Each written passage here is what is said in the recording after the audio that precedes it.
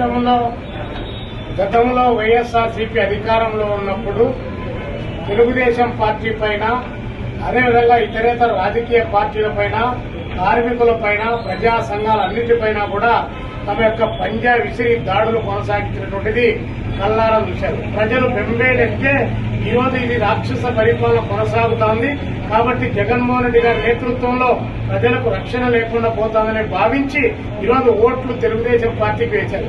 Telugu Desam party కూడా సాక్షాత్తు parliament లో పార్టీ నాయకుడిగా ఉన్నటువంటి మిథున్ రెడ్డి గారి పైన, వారి కుటుంబం పైన అక్కడ ఇంట్లో ఉంటే పోయి దాడి చేస్తా ఉన్నారు.